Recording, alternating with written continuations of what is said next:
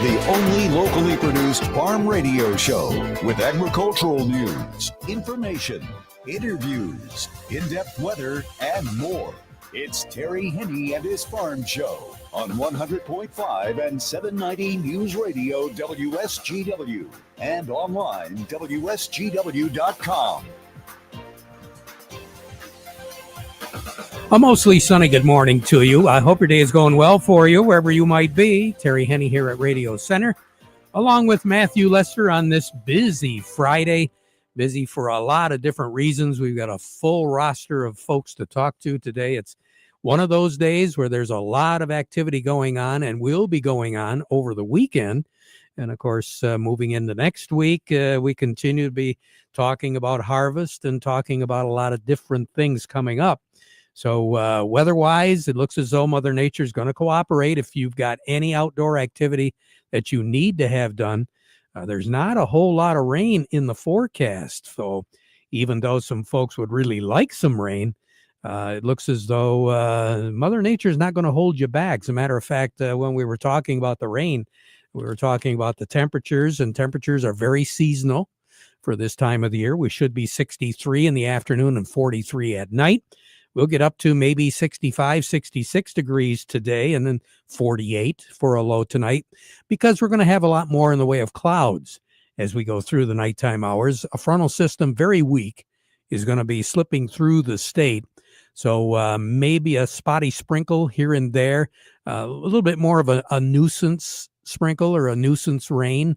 Not even totaling up to 1/10 of an inch. At least that's the way it looks pretty much overall. And it's not going to be an overall chance of any precipitation either. Tomorrow morning, we'll still have a few more clouds around early in the morning, but as we go through the day, the sun is going to come out. Temperatures will be a little bit cooler again because that front will have moved through. 60 for a high tomorrow, 46 though for a low tomorrow night. And then Sunday, it's going to be sunshine, 67 for a high. Monday, we'll have a few more clouds around, but 72 for a high. We'll watch a frontal system over Wisconsin on Monday. That's going to try to work its way through as we move into Monday night and early Tuesday morning. So widely scattered shower activity is in the forecast then. But again, we're not looking at a major organized system of any kind affecting our weather on Monday night or into the morning hours on Tuesday. Tuesday, we're going to work our way up into that upper 60-degree range and then low 60s for pretty much the remainder of the work week with not much of anything in the way of precipitation. So pretty uneventful as far as Mother Nature is concerned and pretty eventful for a lot of things going on. As a matter of fact, the eventful, while I have him here, Brian Grew stopped by from Beta Seeds. Morning, Brian. How you doing? Morning, Terry. I'm doing well. How are you today? Hey, we're doing fantastic. Very good. Brian, as far as the weather goes out there, it really hasn't held anything back as far as farmers getting on the field. If anything, it's been the crop. No, the little bit of rain we got last week was a welcome sight for the sugar beet crop. Gave everybody a little bit of break in the fields, but people were right back into it.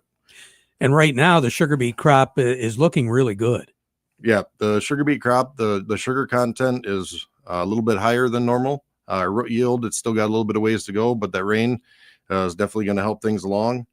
Disease control was a challenge this year. We had some heat units early and some moisture, got some of our leaf diseases going, but overall, it's been a pretty good year for the sugar beet crop. Not only the crop, but also the company, Michigan Sugar. Yeah, Michigan Sugar, they're well on their way. Sounds like processing has been going well for the last week or 10 days, really hitting their stride. So extraction levels are up. All good things. So the only thing that might cast a little bit of a cloud on the sugar as well as all the other commodities is the price. Right. Sugar price is definitely down. Sounds like it's rebounded a little bit over the last month or 6 weeks. But that's something we really don't have a lot of control of. Do the best we can to raise a good crop every year. What about topping? I know in the past we've had some topping issues going on. Have farmers adjusted to what they need to do? I know there's been a lot of work. I've been out in the field with some of the Michigan Sugar agronomy staff. There's been a lot of studies, a lot of interest and a lot of different things going on, looking at doing some scalping potentially. It seems like the defoliation characteristics really follow the temperature. So these cooler days are definitely going to help that. Not much of a compaction problem? Not much. It's been dry. We haven't really had any issues with that so far this year. And I've noticed in some of the sugar beet fields, they've worked them. And what are they putting in? Wheat? Cover crop? What are they doing? There's a little bit of wheat. Some cover crop definitely gets put on these early delivery acres. Just getting things prepped for next year, fall fertilizer. As far as the cover crops go, are they good for sugar beets? Definitely. There's several that are really beneficial. Oilseed radish are good cover crops to go rotate into beets the following year. And then definitely on your wheat acres, the clover really helps. Now, do cover crops do anything as far as disease resistant or causing disease issues? Not so much, but the oilseed radish, the reason that's planted, it's a trap crop for the sugar beet cess nematodes. So that's the main reason why it's used. And it also helps mine some of that deeper nitrogen. Yeah. So at this stage of the game, you say that the sugar beets have still got a little growth potential. Absolutely. These warm, sunny days helps put on some sugar, and then that moisture we got is going to rehydrate them all and hopefully bring us a few more tons to get to the goal that Michigan Sugar set. Oh, as we move into another month or so, a lot of producers are going to be looking at varieties, maybe what we should be looking at for next year. Yeah, for sure. Obviously, not until December is going to be our big seed week presentations, but we do have a nice lineup of varieties from Beta Seed this year. We're bringing the yield and disease tolerance that people have come to expect, and then also some new high sugar varieties that'll really benefit with this new quality payment program that Michigan Sugar went to. It's amazing to me when you talk about research and development. You go out west where they do a lot of that research. Good Lord, they have a lot of different varieties that they're working with. Yep. So I was just out there earlier this week, and it takes about 10 years to develop a variety specific for each growing region. So there's a lot of time, around 10 to 12,000 entries become one after 10 years. So it takes a lot of work and a lot of effort from a lot of people. Well, it sure does. Any recommendations we should be giving farmers right now, Brian? Just be diligent of traffic in the cities as you're bringing your loads in. We know that can be an issue, especially as the fall season ramps up. There's going to be a lot of truck traffic. As far as agronomically, make sure you're doing a good job defoliating, or else your Michigan Sugar people are going to be making phone calls. And then also be aware and start looking at the research data as it comes out, and think about planting some of our high sugar beta seed varieties for next year. Brian Grew, thanks you very much for stopping by. Really appreciate it. Yep, no problem, Terry. Appreciate you. Thank you. You betcha. Brian Grew with Beta Seed. And again, the harvest continues. It's a safe harvest. I'm really glad that producers are doing what they're doing as far as the harvest goes. And again, we can't emphasize enough about taking your time. There's no real pressing window here this year. Mother Nature is letting the folks get done what they have to get done, and wouldn't be a bit surprised if the piling scenario, keeps inching a little bit further into the month of October. Brian, while we're talking about that, what's the latest on when they're going to start piling herd? There was a announcement yesterday that they're looking at October 27th. It's still tentative at this point. I know that the weather is going to play a big factor in that, but October 27th is the date. Yeah, that was announced. It feels a whole lot more confident right now, given the weather that we're looking at. In the last 10 days, we've gone from summer now back to fall. It feels a lot more like fall today, that's for sure. Yeah, it sure does. Again, Brian, thanks a lot for sharing. Really appreciate it. Matthew, we'll be taking a look at the markets here in just a minute. Who do we have on deck? Coming up next, we have Kevin Pike from Star of the West. And again, our weather forecast brought to you by the folks at Nutrient Ag Solutions. Nutrient Ag Solutions has the local expertise to recommend the corn, soybean, and other seed products that are the best fit for your field. Plus, unparalleled agronomic support with products and services to unlock yield potential and improve crop performance from planting to harvest. Ask about our financing options to help you get more from every acre and lead the field. Visit your local Nutrient Ag Solutions branch or go to nutrientagsolutions.com. Say, do you want to unlock the secret to higher yields? If you're applying dry fertilizer, the key to better yield potential is Titan XC. Titan XC is a fertilizer biocatalyst that unlocks and releases the bound up nutrients in granular fertilizer, promoting better root uptake and plant growth. Drive performance this season and beyond. Release more nutrition. Expect better results with Titan XC. For more information, visit lpi.ag/unlock or contact your Nutrien Ag Solutions crop consultant today. Farm Service brought to you today by the folks at the Rummel Agency. We're talking about safety, and we're talking about being responsible for the equipment and for the trucks and all that, and also for the folks that are on the road right now having to drive around by those trucks. The whole idea is give everybody a little bit of space. That's what we need right now, and space is at a premium when it comes to our roadways here in the fall. The Rummel Agency encourages each and every one of you to be very, very careful. They don't want to get a call from you saying that, you had accident, truck and all that sort of stuff. No, we don't need that. They also know that every farm's needs vary like the crops in the field, and that you are more than a number with the Rummel Agency. They do want to get to know you one-on-one so they can help get the right farm insurance protection for you and your family. But if you do have to get a hold of them, remember, they do have a 24-hour hotline at the Rummel Agency, and you're talking to someone at the Rummel Agency and not some call center. The Rummel Agency, Frankenmuth, Saginaw, and Caro. We say good morning to Kevin Pike over at Star of the West. Kevin, how are you this morning? I'm doing well, Terry. How are you doing today? Hey, not too bad. You know, I for some reason, I think you drew the short straw today with these markets. Yeah, it seems like we were kind of expecting a choppy trade all week, but today I think we got some pretty rough waters here. Any particular reason why the markets are doing what they're doing right now, Kevin? There's not too much news really pushing the market. The government shutdown has continued to its 10th day here. You see that corn is at its 50-day moving average with some concerns that if we dip under these 415 futures, that could lead to some bearish implications as the harvest window continues to open up.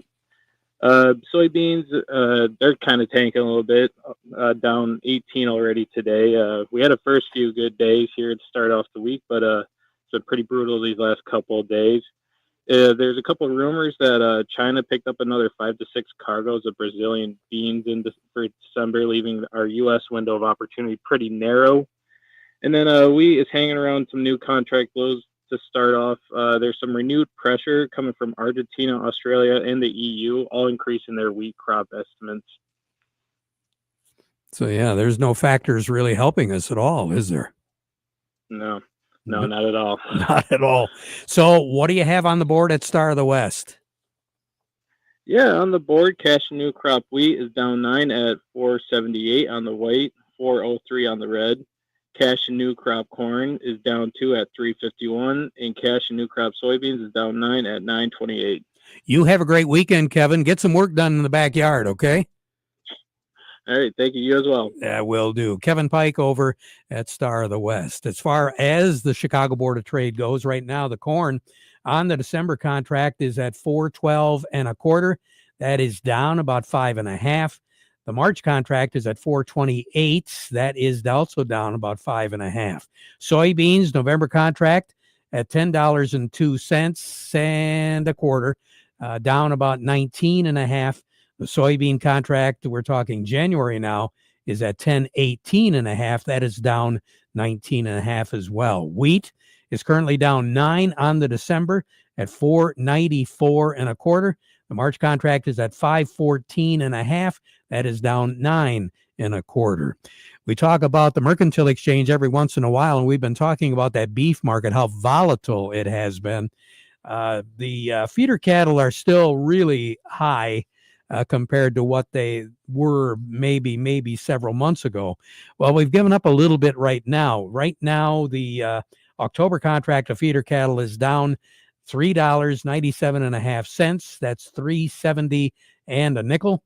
The live cattle October contract is down about 45 cents. That would make it $2.34 and 57 1/2. The pork complex, not nearly as volatile, but today, unfortunately, it is down. October contract is down 20 cents. That would make it $96.80. Market report brought to you by Thumb Bank. serving the needs of agriculture since 1895. They've got locations, 13 of them, all across the Thumb and the Great Lakes Bay Area. Thumb Bank, where relationships are built on trust.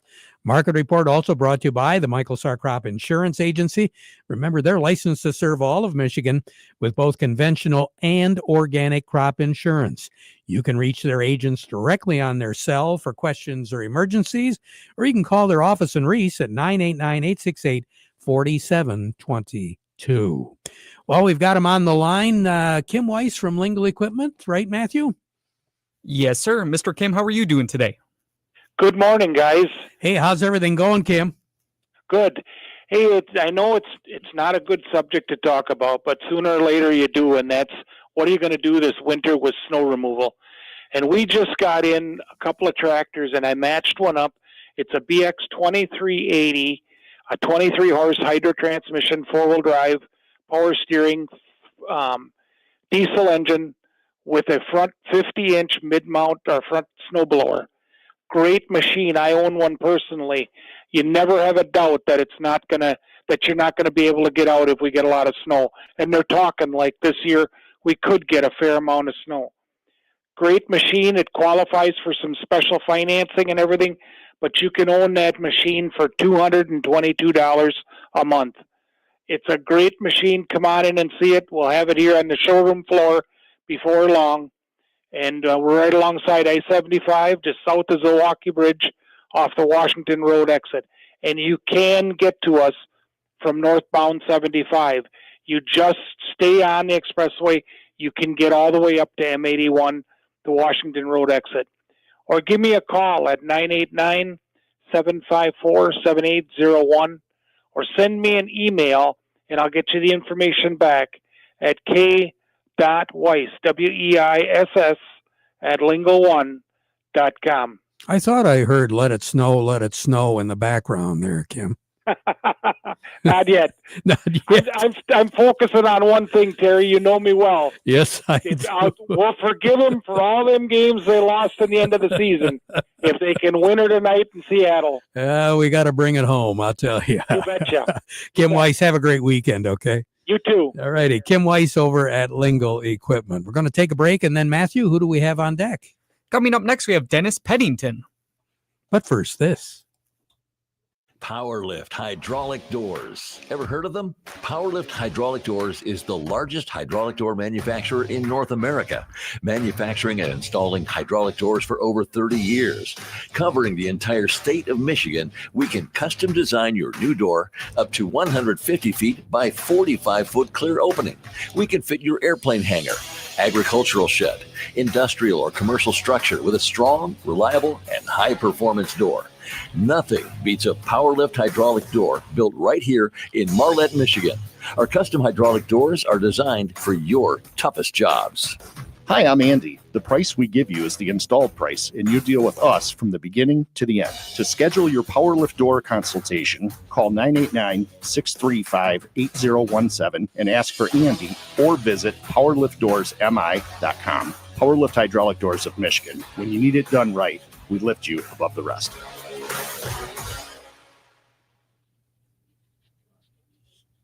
Along with us right now from Michigan State, researcher there and also working with the Michigan Wheat Board, Dennis Pennington. Dennis, good morning. How are you? I'm good. How are you, Terry? I'm surprised I was able to get a hold of you. You got wheat in both hands. It's been a busy season. Yes, I agree. Boy, I guess so. You know, a lot of producers did get their wheat in pretty much on schedule. Yeah, for the most part, most of the wheat did get into the ground in pretty good condition. Some of it went in pretty dry soil, but with the rain that we had the last shot, pretty much blanketed the state. I think most places got at least a half an inch, I think. So even if where it was dry when they planted, I think there's probably enough moisture for it to germinate and emerge. As far as the wheat that the farmers put in this year, are they putting in some new varieties, or are they pretty much sticking with the time-tested and proven varieties they've been comfortable with? Yeah, so there are a few new varieties out on the market this year, and we had a couple that did real well in our variety performance program that we run, and those results are published on the varietytrials.msu.edu website. So some of the new ones that are planted, they sold out of seed for those. So there are some new ones, but like you said, there are some growers that still stick to those kind of tried and true ones that grow well on their farms. So a little bit of both actually this year. Any particular varieties that really stood out to you, Dennis, that overall performed quite well last July? Yeah. So Bad Axe is a new one, a new variety that did real well. And that's a white wheat. So up in your area that was one of the varieties that sold out early on, partly because there was sort of a limited supply just because it's first year release. So they didn't have a whole lot of seed. I imagine there'll be quite a bit more of that for next year. And of course, seed production is going, full speed ahead with that too. Yeah. Now, as far as wheat acreage goes, was there any conversation at all, Dennis? Like, do farmers plan on putting in as much? I know we still have some time. What's your feeling? Yeah, so my feeling is that we probably are going to put in a similar number of acres as what we did last year. The wheat board talked about that at the research meeting in August, trying to get an idea of where they think maybe things are headed. There was a little bit of discussion that with the low commodity price for wheat, that maybe that would deter and a few less acres get planted. So it's a little bit hard to tell yet. Price impacts the number of acres that growers plant, but honestly, the fall conditions also play a big factor as well. And we had good conditions. The soybeans matured a little bit ahead of time because we were ahead on heat unit accumulation. So with soybeans and dry beans coming off at a reasonable time and we had good conditions for planting, we did plant quite a few acres. So time will tell on the final acreage count. That number doesn't come out until I think it's December from USDA. And again, we look at price, what farmers are going to get, but we also look at cost of production. And right. Sometimes, I'm just kind of curious. Cost of production for wheat is great as some of the other costs? Yeah, so the actual capital outlay per acre is lower for wheat than it is for corn and soybeans. But when you look at the income per acre, that's also lower. So we have actually been working on a cost of production spreadsheet for wheat that will help us kind of get an idea of, if we've got to cut back on some of our management applications, what are some of those things that we can cut back and what is that going to do to our bottom line? So we're planning on having a program come out on that here before the end of the year. It'll probably be a virtual online meeting that we'll have. I'd really like to be involved with that. Real quick, because you had mentioned a couple of things about yields. You got to be really pleased with the yields of some of our winners here this fall. Yeah, in fact, we just announced our Henne awards for the top yield, and we actually set a new record again in the program. So our new record for yield in the end was 182 bushels to the acre. So we seem to keep ratcheting that number up a little bit more. And we have a WhatsApp group where these growers talk to each other back and forth. And there were several comments back and forth where growers were saying, this program has made me a better wheat grower. So, I'm very happy with how things are going. And it's really nice to see some yields come up, even if prices are still low. Boy, I guess, that's the name of the game. Yield, yield, yield. Let's get her up there. Yes, for sure. Dennis, always a pleasure. Thank you so much for sharing. We'll talk to you again soon, and especially when we get that strategy session put together. Really be interested in that and chatting with you then, okay? You bet. Sounds good. Dennis Pennington, wheat researcher at Michigan State and also working with the Michigan Wheat Board. Let's find out what's going on over in Midland right now. Chuck Cervinsky from Maple Hill Nursery joining me. And Chuck, with this nice weather, folks are still interested not only in planting, but also buying furnishings for outdoors. Yeah, we've got our fall sale going on, 40% off all of the plant material, trees, shrubs, things like that. We've got 30 to 40% off a lot of our in-stock patio furniture, John Thomas and Alfresco Home, and then quite a few of our Polywood in-stock floor samples are 20% off because we're getting ready to get new stuff in, and we want to flip a few more of the items we have inside. So still plenty of time to get some great deals. And as far as the hours go, this weekend, Chuck? We're here today until 5, tomorrow 8 until 4. We are closed on Sundays, and then, of course, throughout the week, Monday through Friday, 8 to 5. So don't worry about the road construction out there on Eastman Road. You can still get through pretty good, right? Yeah, they've got that graded off pretty good. It looks like they're getting ready to blacktop, so it's a lot more passable than it's ever been. So, yeah, really easy to get out here. All right. Chuck, you have a nice weekend, okay? Yeah, and we'll talk to you next week. Talk to you next week. We'll be right back.